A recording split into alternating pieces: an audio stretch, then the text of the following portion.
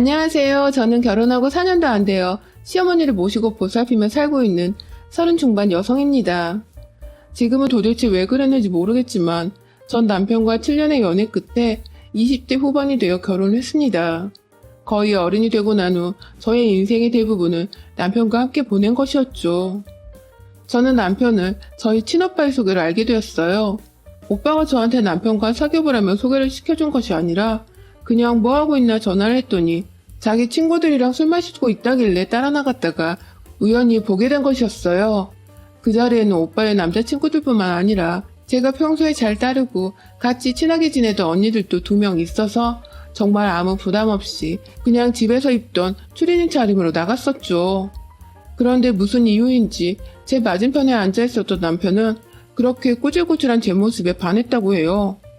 술자리에서는 술만 마시고 옆에 언니들이랑 오랜만에 만나 수다를 떠느라고 제대로 보질 못했는데 나중에 친오빠 말에 의하면 남편은 그때부터 술을 마시다 말고 절 쳐다보고 또 얘기를 하다가도 제 눈은 그렇게 쳐다보지 못했다 하더라고요. 눈치가 더럽게 꽝이었던 저는 그냥 숫기가 없는 남자인가 보다 싶어서 별 관심도 없었는데 남편은 그러고 나서 일주일 정도가 지난 후에 저한테 직접 전화를 했습니다. 정식으로 사귀고 싶다고 말을 하기 위해서 말이죠. 그 일주일 동안 저희 오빠한테도 욕도 엄청 얻어먹고 그래서 고민 꽤나 많이 했다더군요. 동생과 친구가 사귀다가 헤어지면 둘 중 하나와는 어색해져야 할 텐데 그 꼴은 죽어도 못 본다며 제 전화번호를 알려주지 않으려 했던 저희 오빠에게 남편은 매일같이 매달려 사정을 했고 그 바람에 오빠도 이 자식 진심이구나 싶어서 전화번호를 알려줬다고 해요. 아무튼 그렇게 저한테 정성을 주고 진심이었던 이 남자, 연애를 할 적에도 그 마음이 고스란히 행동에 담기곤 했었어요. 제가 술을 좀 잘 마시는 편이라 어디 술자리를 나가면 거의 남자들과 대등할 정도로 마시고는 했거든요. 그런데 남편은 그게 건강도 걱정되고 저한테 무슨 일이 일어날까봐 싫다면서 늘 친구들과의 모임에도 마중을 나오고 나중에 졸업하고 취업을 해서 잦은 회식 자리가 생겼을 때에도 꼭 저를 마중 나오곤 했어요. 시간이 밤늦게건 새벽이건 상관없고 절 데리러 오고 또 그 와중에 제 주변 사람들이 자신 때문에 괜히 불편해할까봐 늘 멀찌감치 떨어져서 절 지켜보다가 사람들이 사라지고 나면 절 택시에 태워서 집까지 발해대 주곤 했죠. 그러다 보니 저도 어느 순간 변하게 되더라고요. 절 걱정해줄 사람이 있다는 걸 아니까 그 사람한테 미안해서라도 술을 작작 마시게 되었고 웬만하면 친구들과의 만남도 줄이면서 이 남자한테 올인하다시피 신경을 썼고요. 제가 비록 알코올 중독자는 아니었어도 그 나이 애들이 매일 밤늦게 들어오고 술 마시며 노는 걸 남편과 마찬가지로 불안해하고 또 싫어했던 저희 오빠도 제가 점점 철든 사람 마냥 변해가는 모습이 만족스러웠던지 저희 남편과 저희 교제를 저보다 더 환영하기 시작했어요. 그렇게 자연스레 오빠는 결혼 얘기가 나오기도 전이었는데 남편을 불러 가족들 모임에서 같이 시간을 보내게 한다거나 셋이서 간간히 한 동네에서 모여 편의점 맥주를 까던 안주만 먹으며 수다를 떨던 자주 함께 시간을 보냈습니다. 이미 저희 가족에게는 또 다른 아들이나 다름이 없었고 저에게는 친오빠 다음으로 아니 어쩌면 친오빠보다도 더 오로지 내 편이 되어줄 수 있는 진짜 내 사람이라는 생각이 들었어요. 상황이 이러하니 그 후 조금씩 남편도 자연스레 저를 시댁으로 불러들였어요. 결혼 전에는 제가 혹여나 부담스러워할까봐 별로 내색을 안 하더니 결혼을 하기로 결심하고 식을 올리기까지 그 10개월 동안은 정말 무심하게도 절 불러내더군요. 처음엔 그간 부모님에게 잘했던 남편을 생각해서 저도 시부모님께 정말 딸처럼 아양 떨고 이쁨 받으려고 선물도 많이 사다 드리면서 정성을 쏟았습니다. 남편이 옆에서 애 술 그만 마시게 하라며 미리 언지를 드렸는데도 자꾸만 주는 시아버지의 술도 정말 잘 받아 마셨죠. 아버님은 술 잘 마시는 며느리가 들어온다며 좋아를 하셨고 그럴 때마다 옆에서 시어머님은 그닥 동요하진 않으셨지만 잘 마신다며 웃어주셨고요. 하지만 저는 새삼 눈치를 채기 시작했죠. 자꾸만 시댁 식구들을 마주해 보다 보니 이 집안이 보통 집안과는 사뭇 다른 집이라는 걸 새삼 깨달았거든요. 군기 바짝 잡기에 바쁜 가부장적인 시아버님의 옆에서 제대로 웃지도 못하고 지금이 조선시대인지 먼 고려시대인지도 모르겠는 지도를 지키시며 여자는 여성스러운 것을 강조하시는 시어머니. 저한테 술 잘 마신다고 웃음 지어 보이시던 것도 다 인위적이고 거짓이란 걸 사람 좀 잘 파악하는 사람이라면 단번에 알 수 있는 대목이었습니다. 뭔가 내가 진짜 이런 집안에 결혼해야 하나 싶어서 고민이 되던 때에 남편은 귀신같이 그런 저를 캐치하고는 결혼식이 다가와 혼란스러운 거라며 애써 달래주었고, 저는 몇 번이고 남편에게 약속을 받아냈죠.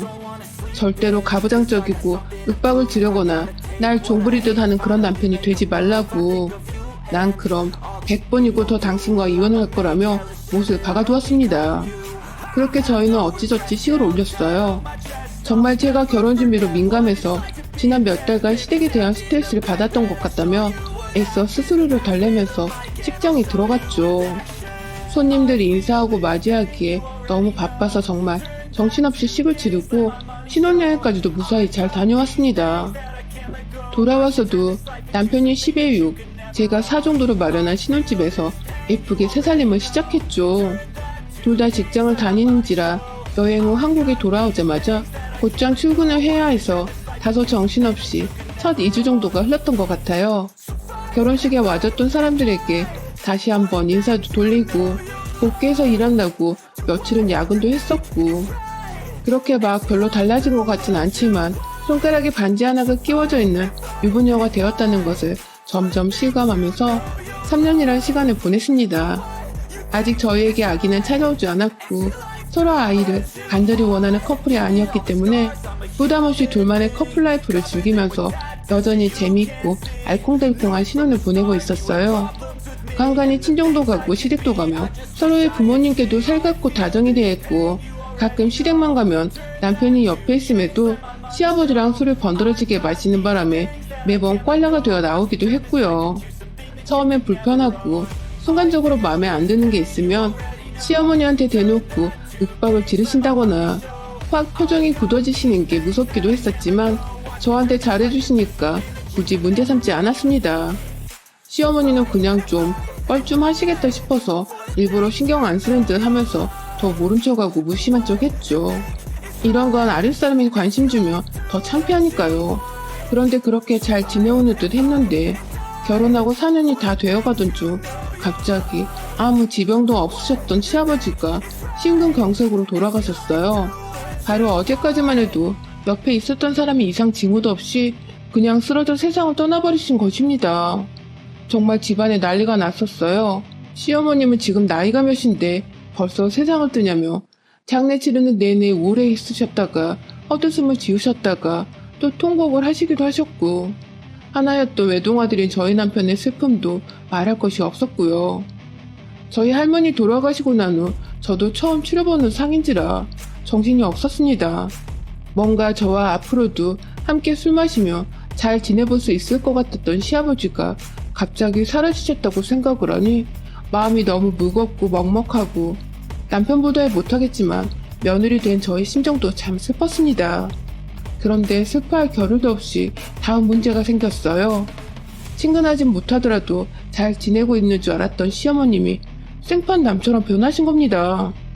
장례가 다 끝나고 시댁으로 어머님과 함께 갔는데 어머님은 그냥 혼자 쉬고 싶다면서 저희를 금방 돌려보내셨어요. 저희도 혼자 계시는 게 좋을 것 같아서 별 생각 없이 집으로 돌아왔는데 다음날 둘 다 퇴근을 하고서 함께 저녁이라도 먹으려고 시댁에 가니 집이 싹 바뀌어버린 것이었습니다. 아버님은 애초에 없었던 사람인 것처럼 집안에 장례 치르고 남아있던 몇 가지 아버님의 흔적들은 싸그리 집 밖 쓰레기통에 버려져 있었고, 하다못해 저희가 결혼하고 다 같이 찍었던 가족사진까지 어머님은 뭐가 보기 불편하셨는지 그 위를 하필 또 시뻘건 천으로 덮어놓으셨어요. 뭔가 심적인 변화가 있는 걸 단번에 파악을 했는데 뭔지 모르겠어서 혼란스럽던 때 시어머니의 저를 대하는 태도도 달라졌어요.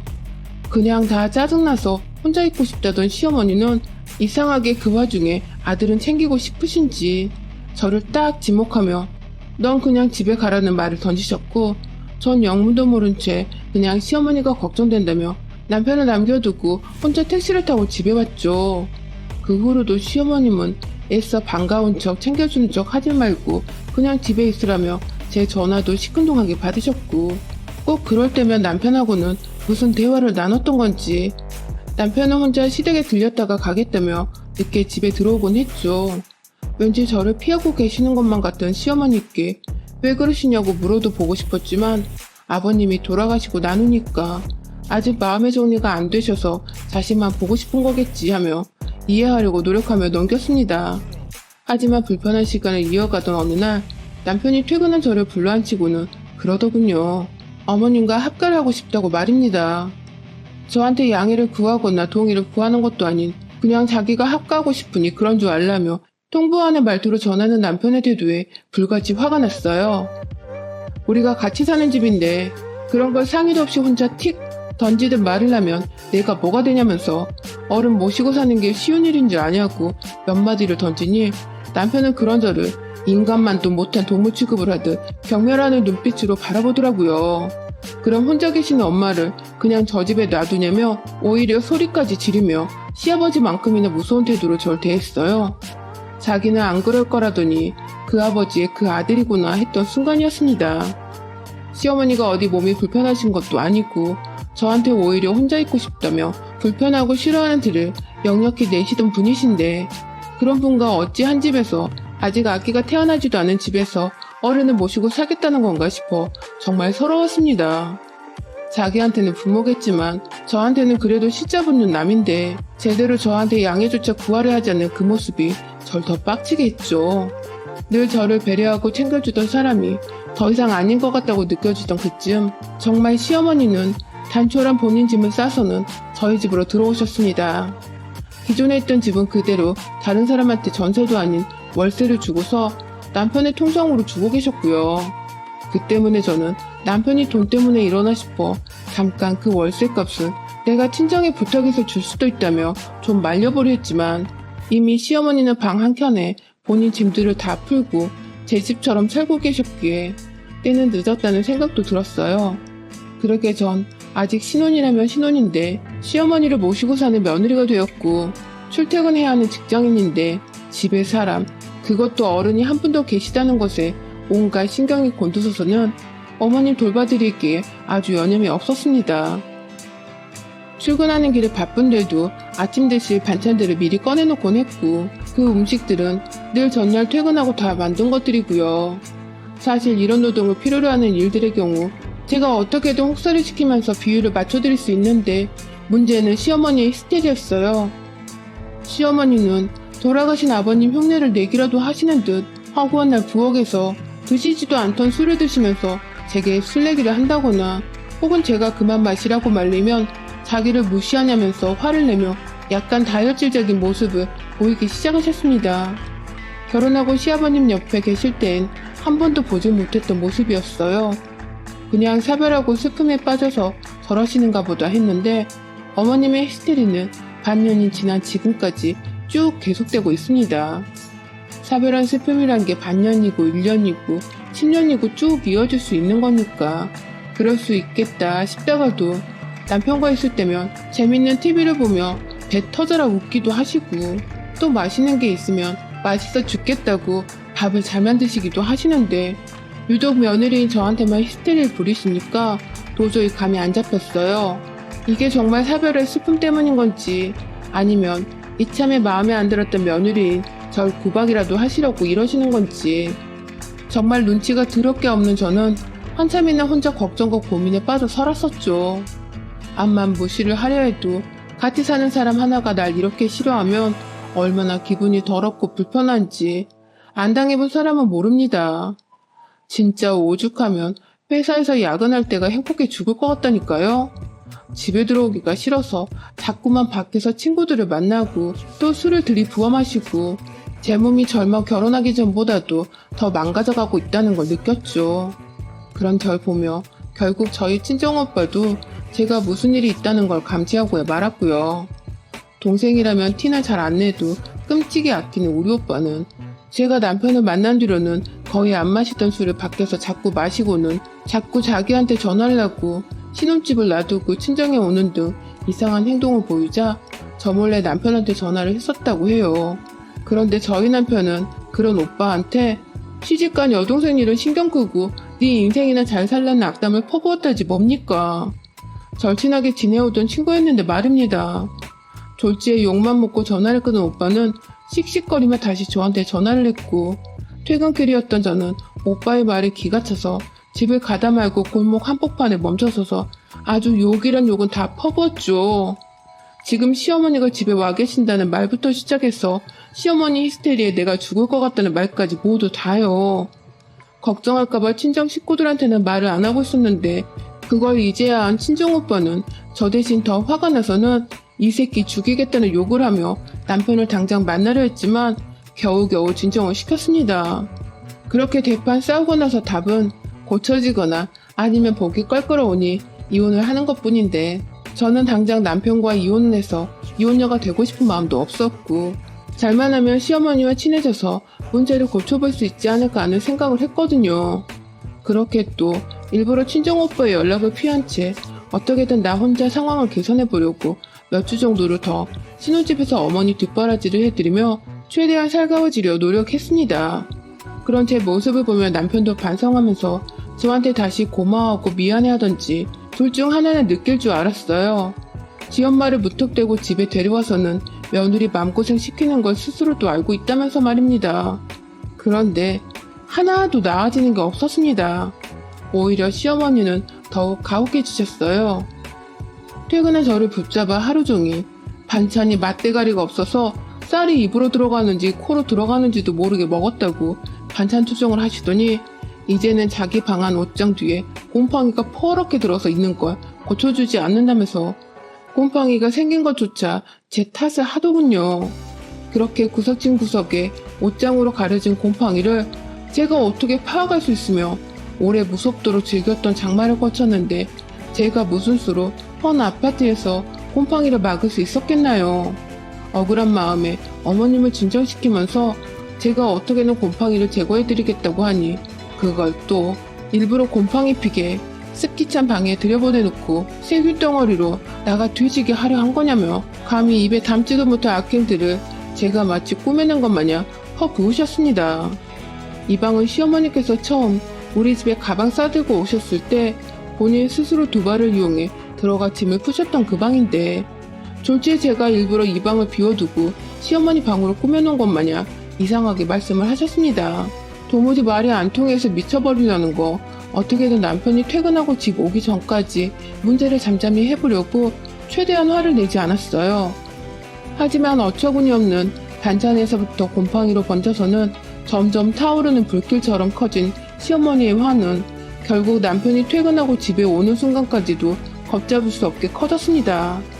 남편은 집에 들어오자마자 둘이서 뭐하냐며 막 놀래 다가왔다가 시어머니의 속사포스런 반찬 투정과 곰팡이 향이 그리고 이게 다 제가 이 집에서 자신을 쫓아내기 위해 꾸민 짓거리라는 말 같지 않은 말들에 남편은 진짜로 홀라당 속아 넘어간 것 같았어요. 이성적으로 생각하라며 어머님을 달래보고 저는 그런 사람이 아니라고 편을 들어주기는커녕 오히려 함께 시어머니와 편을 먹어서는 저한테 다짜고짜 따지기 시작했죠. 어머니랑 학교하는 걸 원치 않았던 걸 알고는 있었는데 너가 이렇게 무서운 애인 줄은 몰랐다면서 당장 저와 헤어질 사람 마냥 입 밖으로 험한 말도 뱉어내고 시어머니를 진정시키기만 바빠하던 남편. 정말 그 순간 몇 주 전까지 남편과의 이혼을 하고 싶지 않다고 생각했던 저 스스로를 확 죽여버리고 싶었어요. 이런 인간은 그리고 이런 더러운 시어머니와는 당장의 남남이 되는 것만이 정답이었는데 말이죠. 남편에게 물었습니다. 이 집안에 핀 곰팡이는 보통의 남자라면 결론 문제인지 부실공사의 문제인지를 논할 텐데 넌 어째 네 와이프란 여자한테 이 어처구니 없는 일을 덮어 씌우냐고 말입니다. 남편은 순간 자신도 무작정 자기 엄마의 편을 들었다는 것을 자각했는지 말을 흐렸지만 이내 다시 눈에 힘을 주고 돌아가신 아버님 마냥 말을 하더라고요. 무슨 여자가 그리 눈을 부릅뜨고 남편을 쳐다보냐고 말입니다. 진짜 그지 같은 것만 빼다 닮아서는 꼴의 남자라고 조선시대 양반 노릇하는 이 인간을 저도 모르게 확 싸다구로 날려버렸어요. 네가 그러고도 사람이냐고. 어디 할 짓이 없어. 와이프한테 여자 남자를 논하냐며 개망난 이 새끼라고 몇 대 머리통을 더 쥐어박으니 옆에서 시어머니가 미친 거냐며 제 손목을 확 낚아채려 하시더라고요. 다행히 그걸 제가 곧장 뿌리치면서 시어머니는 화들짝 놀라 뒤로 몇 발자국 더 물러섰고요.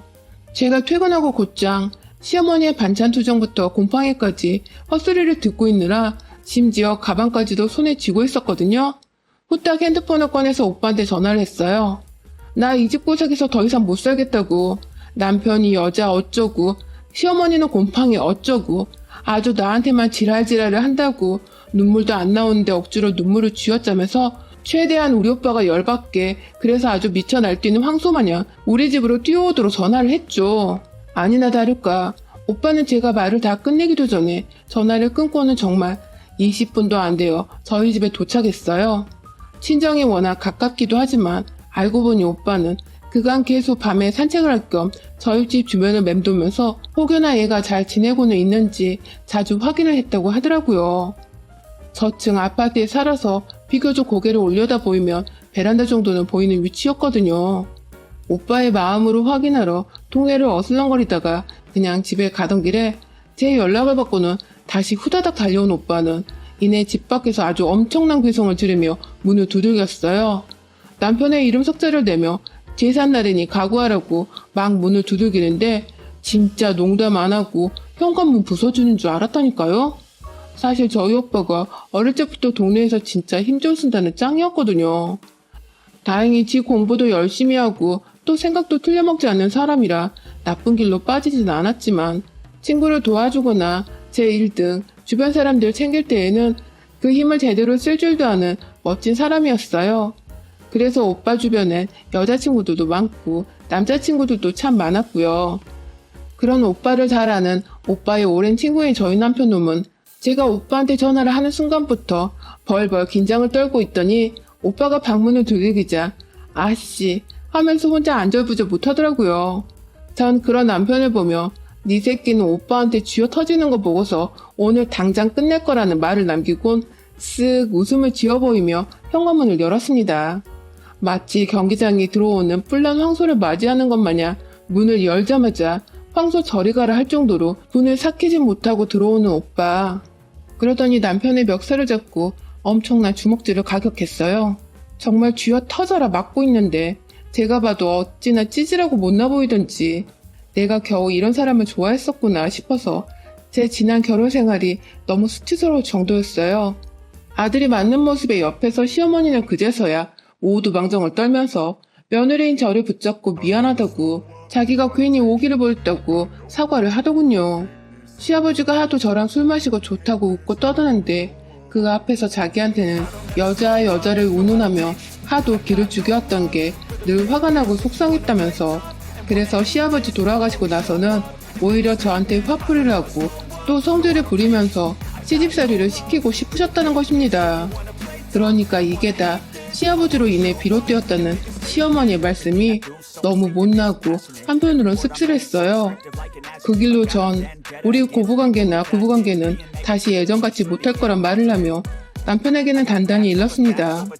네가 우리 오빠를 폭행으로 고소를 하든 말든 우린 상관없지만 그 순간 내가 너랑 너희 엄마한테 이혼 위자료를 물릴 거니 소송 비용과 위자료를 각오해야 할 거라고요. 그러자 남편도 그러더군요. 친구들한테 혹시라도 소문이 퍼질까봐 저희 오빠한테 입단속을 시키며 아무것도 안 할 테니 한 번만 용서해달라고 말입니다. 이혼을 하기 싫다고 말이죠. 하지만 이미 배는 저 멀리 떠나버렸네요. 저는 그렇게 망나니 시어머니의 그런 자기 엄마 편부터 들고 뒷바라지 해주는 와이프를 무시한 남편과 깔끔하게 합의혼을 했습니다.